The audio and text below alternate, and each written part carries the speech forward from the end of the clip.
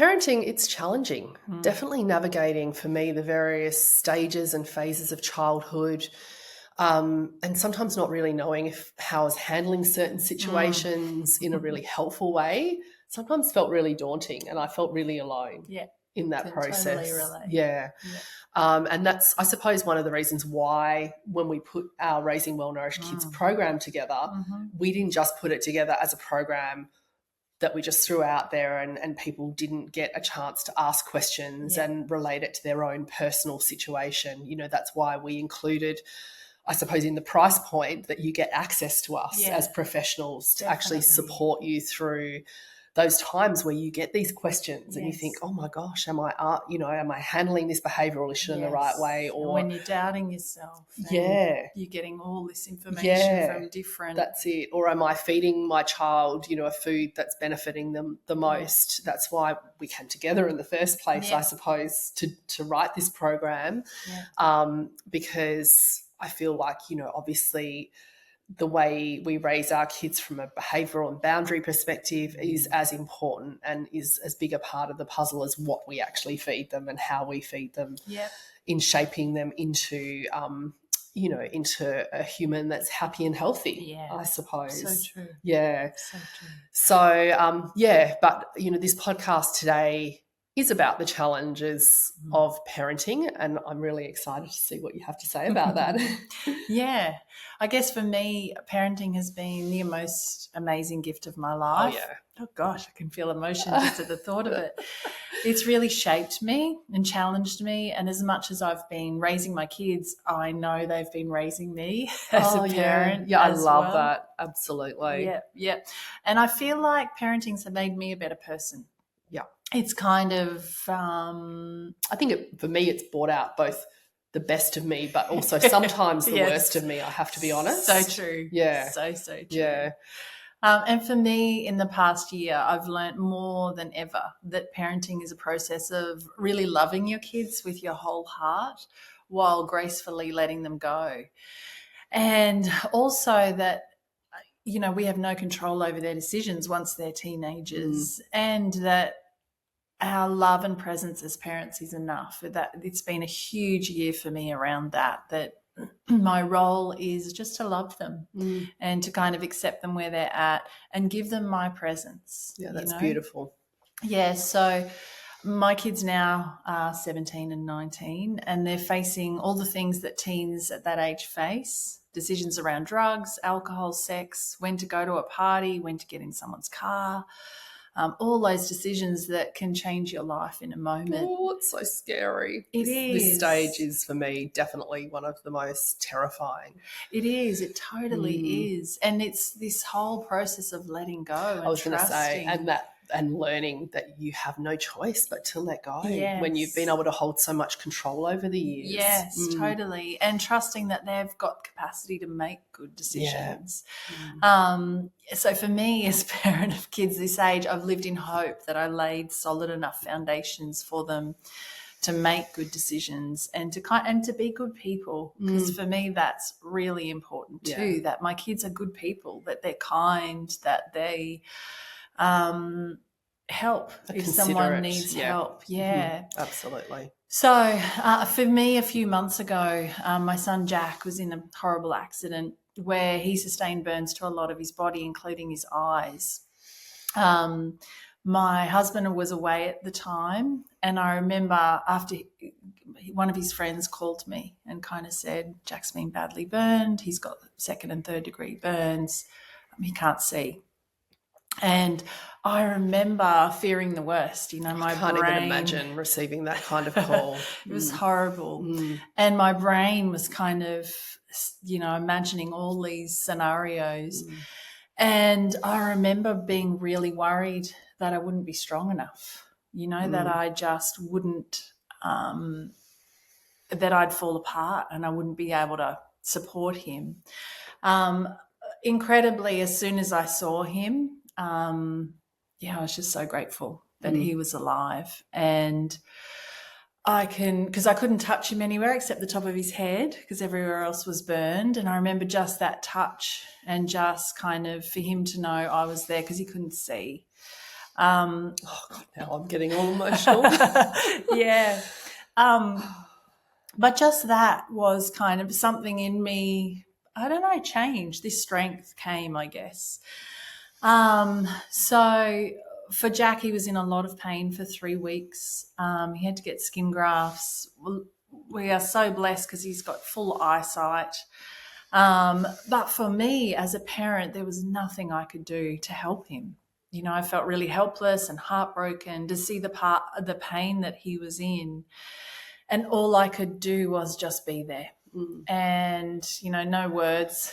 Anything I said kind of pissed him off because he was in pain. Yeah. And like I said, I couldn't even really, we could hold hands with a few fingers as the days went by. So I couldn't take the pain away. I couldn't erase the scarring. All I could do was be there while he processed it in a way that, and in time, you know, in a way that he could, kind of thing.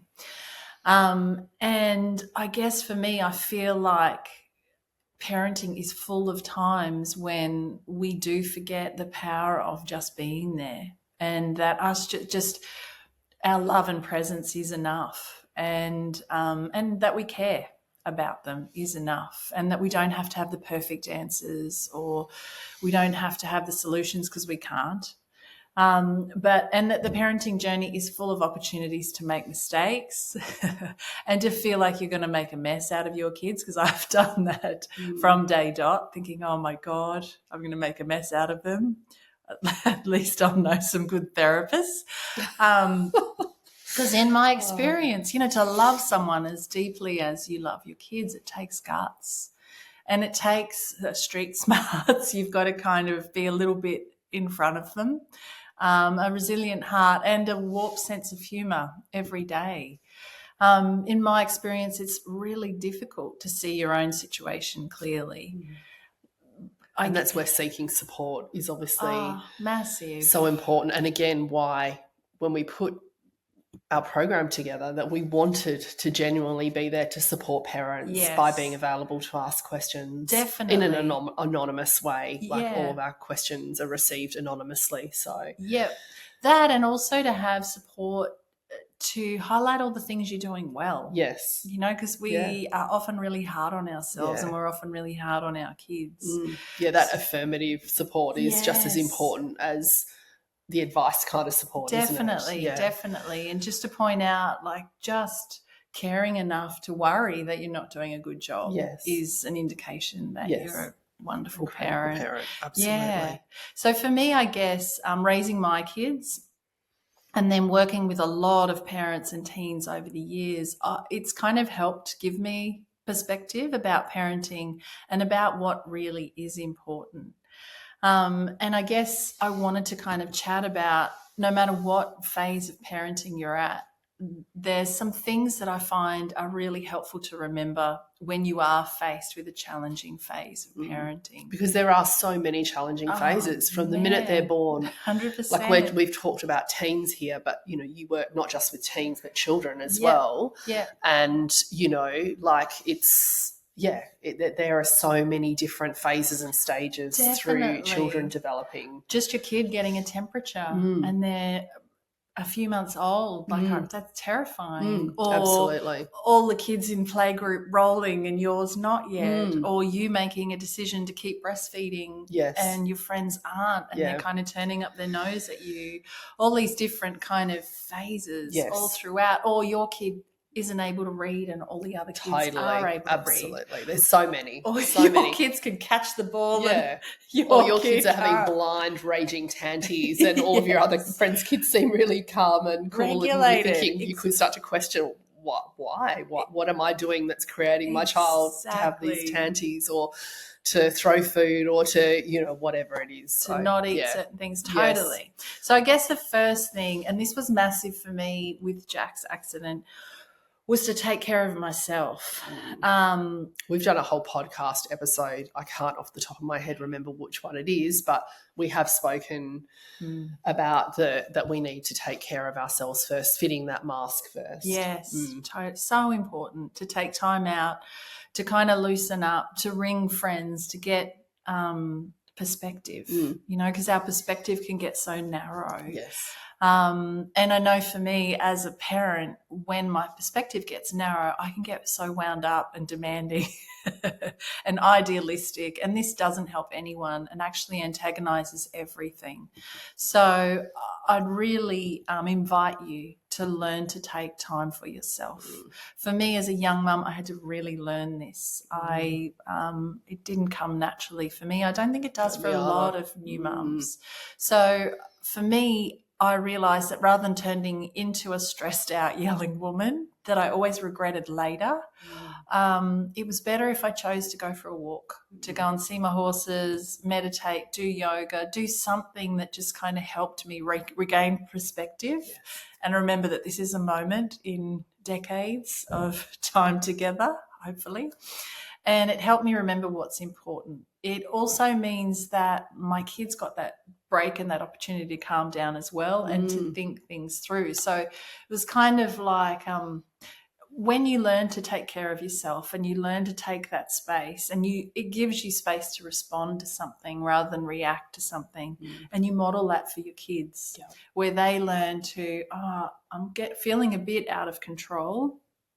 Rather than react and then feel bad about it after, I'm actually going to play with my Lego or go outside or pat the dog.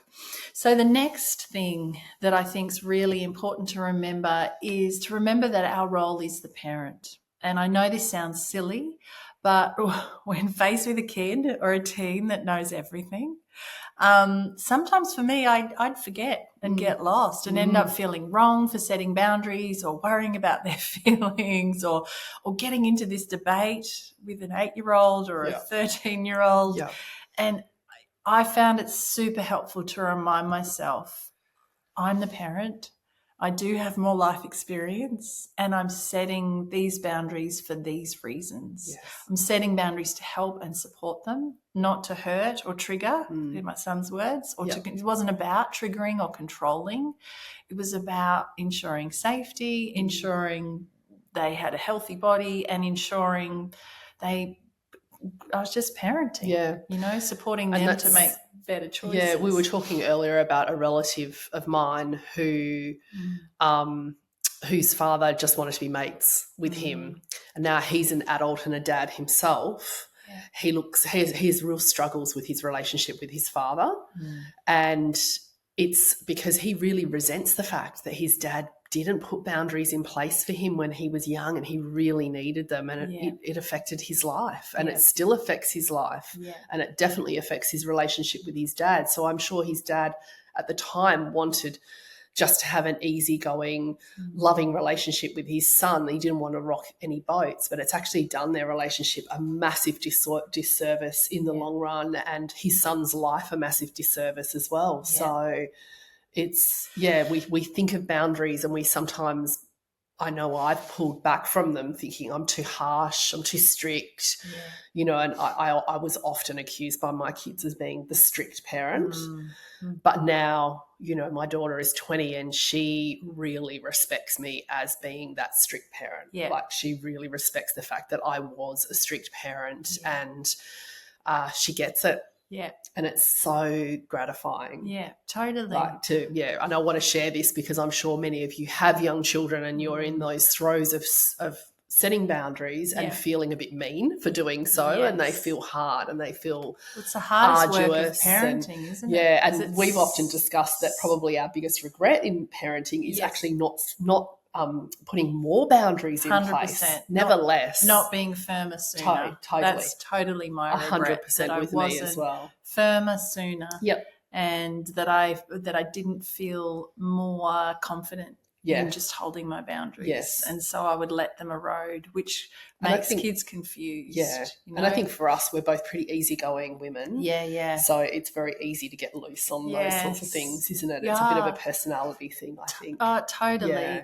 And I mean, for me, like researching now about mental health and boundaries are the highest form of love. Yes. You know, like, they are the hardest thing to do as parents. Yep.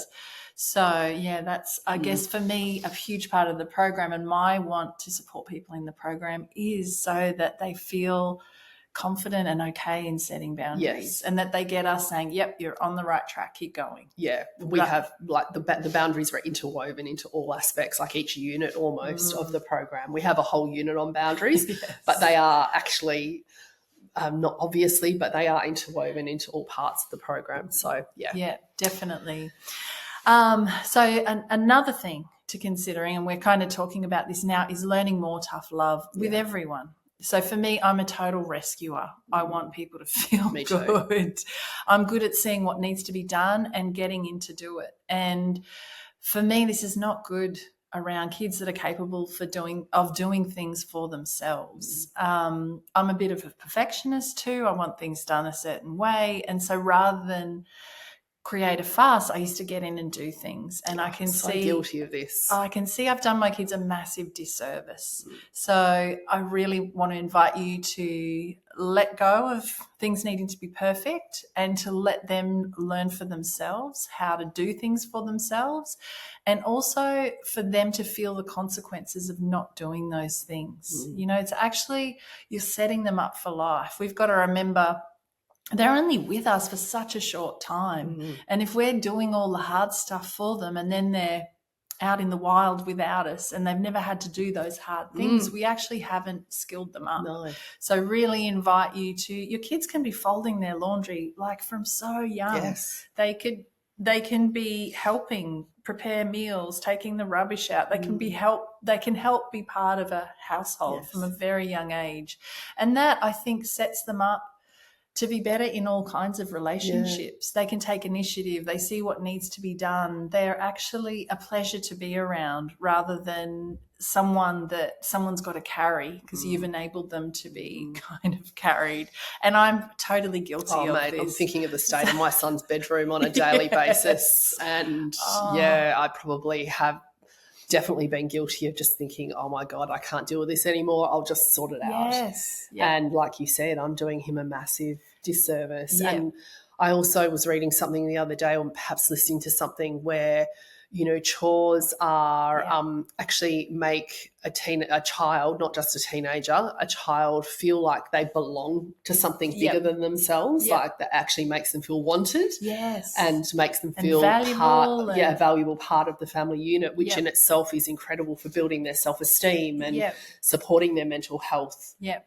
Which is just crazy that something like a chore can support a child's ongoing confidence and mental health. Yeah. Well, you work, like, I know as a kid we had to do chores. Like me, I've got 3 brothers. We were doing chores all the time. And I remember working out different ways to do the chores and ways to make it easier. And so it teaches you so much.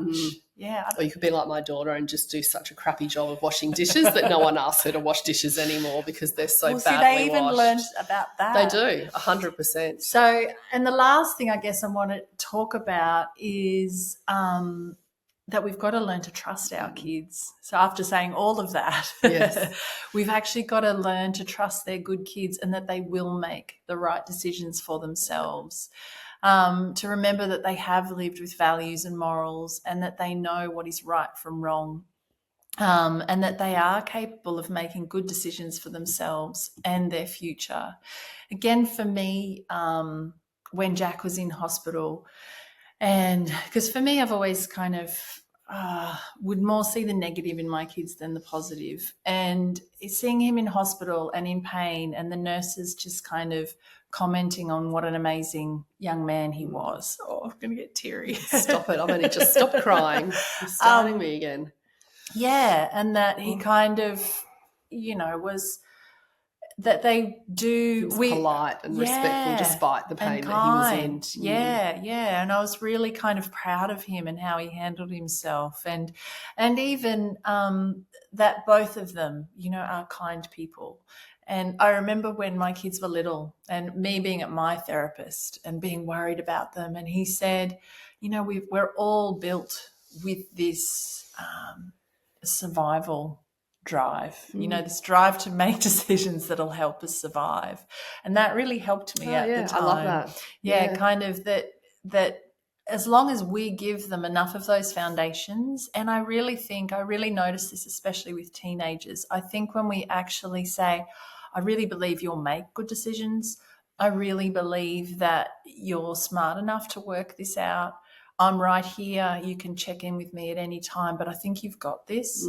I actually think that's so empowering, and they do kind of tend to surprise us because, I try to encourage like my kids to trust their intuition on things, because I feel like my intuition served me really well through my life. And I feel like in this world where we're all stuck on screens, and especially the kids, that's something that doesn't develop in kids. So that's another little angle that I've kind of taken. Definitely. And that's part of that trust piece though, isn't it? It's trusting them, but them also trusting themselves to make the right decision. Well, I think when you do trust them, they learn to build that capacity in themselves. They start to look inside for, kind of clues about what's right and what's not right. And you've also given them all of your morals and values. And when they're making big life decisions, like I'll quite often say, like, put your phone aside and just sit and just dig deep, go for a walk, get out in nature and just listen to your intuition. What's your gut telling you to do? What decision? Totally. I guess I want to honour that this is tricky territory, especially like when you're hitting those teenage years. And just when you're coming up against a teen's resistance. I guess as a therapist, I'm taught, or what I do is I've learnt to honour resistance. And I think this can be really helpful in parenting as well. So where we can be curious about what our resistant child or teenager needs and why they feel the need to resist. So in therapy, clients often resist when we're really close to a wounded part of them. So when they're starting to feel really vulnerable, that's when their resistance increases. And so as a parent, it's something to be really curious about. If you just keep butting heads with your kids, can be, I'm wondering what they're feeling vulnerable or unsafe or insecure about. And I wouldn't go straight in and ask about it. It's more in honouring the resistance, you kind of say things like, hey, it's okay for you not to agree with me. I still need you to abide by this boundary, but it's okay for you not to agree with me. It's not actually continuing to push into the resistance. It's softening off, honouring it's there, and kind of getting curious about it.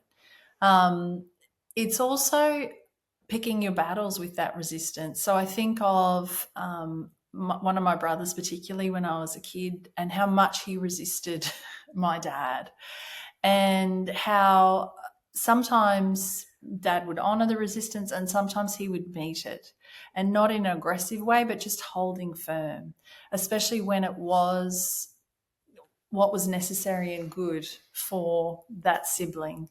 And so I think this is really important for parents, kind of picking your battles, knowing when to honour the resistance so your kid feels they have choice and they have some power in the relationship, and knowing when to kind of hold that resistance. And that's tricky. It's so tricky. It's so tricky. And kind of being really curious about why we're doing the thing we're doing. Like, is this for their best outcome, or is it because we don't want them to make the same mistakes we did, or we don't want them to have the pain we had? Which kind of leads to my next point, which is really easy to talk about and hard to do, and that is about detachment, where we've kind of got to detach from the resistance, the meltdowns and the difficult behaviours that can occur for a child at any age. And we've got to remain clear on what needs to happen so that we can kind of live a normal life, as normal as possible life. We've all got to eat, we've all got to wear clothes, we've all got to be clean. It's important to be able to learn and to socialise. These are basic fundamental things that need to be done every day. So it's that real dance between knowing what your boundaries are, honouring your child's resistance, knowing when you can kind of, when you need to hold up against the resistance, knowing when they can kind of, you can kind of soften off with the resistance. Can I just clarify? So Yes. when you talk about detaching, you're Yes. detaching from the behaviour, Yes. not from the person. Yeah, 100%. Thank you. That's really important. Yes, we're never detaching from the person. Yes. Silent So treatment it's not like, is that really silent damaging. treatment. Yeah. So damaging. So it's never that. Yeah. So it's more... Can you give me an example? So, okay, your child is having a meltdown. Yep. So I think of me when I was younger. Or tanty. Yeah. And I really struggled with boundaries, especially with my son, if he would get really emotional about it. And I had to learn to detach from the emotions. Otherwise, I would just erode the boundaries and, oh, hey, you'll be okay. And so my kids learned to manipulate me. Like I remember one of my best friends coming over and saying, he's playing you like a violin. Yes. And I hadn't seen it because I was living in it. And so I had to learn, and I had to actually have a dialogue with myself where it was like, hey, I'm setting a boundary. What I'm asking isn't hurting him. It's actually necessary for him to be part of being in a society that he can, meet this boundary. So I could see his emotions. I could acknowledge them. Hey, Jack, I can see you're really upset, and it's still not okay to do that. So I'm right here. Yeah. And so for me, detachment helped me not get emotional. Yes. It helped me not lose my shit either towards getting angry or diminishing the boundary altogether. Yeah.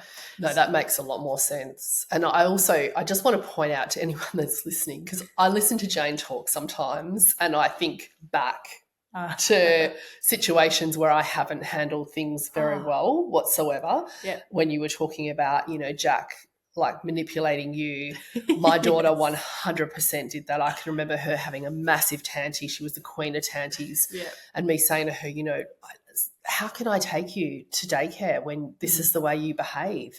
And her just stopping mid-tanty, like 3 years old, lucid as anything, and just looking at me and going, oh, God, I'd never do this at daycare. Yes. And me just thinking at that moment, oh, my God, she knows exactly what she's doing here and she's playing me. But getting back to my original point, like I listen to you sometimes and I think of all the ways that I haven't handled situations well, and I wish I could wind back time and do better, but this isn't what this is about. No. It's about moving forward. Yes. And, I can say with all confidence, I feel like my kids are really, resilient, happy, strong, brave humans that I'm so super proud of, as adults, despite all of the times that I've really fucked up, to be honest, and not made good decisions and turned into that ranting, raving lunatic that I said I'd never become. Yes. So I just wanted to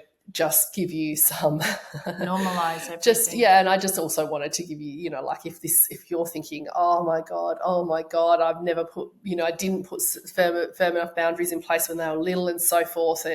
There's no point beating you up about. You just need to keep moving forward. And I can assure you that you have, like Jane said at the very start, you love your kids, and that's the most important thing. And relationships are all about rupture and repair. Yep. As in, we're always making mistakes. Yeah, we're human. Like I look back and I have so many regrets and I think, oh my God, I didn't do that. I didn't do, especially like I said, boundaries. I know I wasn't firm and clear enough.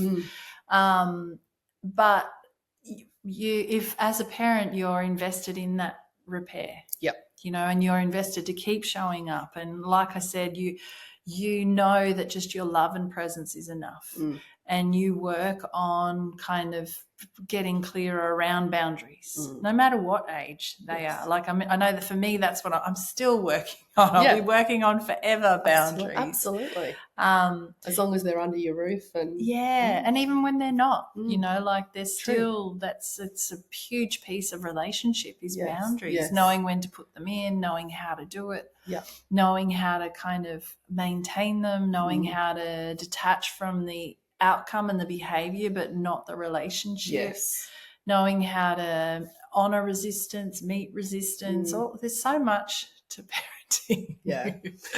I've loved this episode. I hope you've all enjoyed it. Thanks, Jane. I've really every time I listen to you talk about this stuff, as I said, I'm filled with regret and hope and all of the emotions, but I always really take away one little thing that I think that I can that I can take away from conversations with you. So thanks. Yeah, welcome.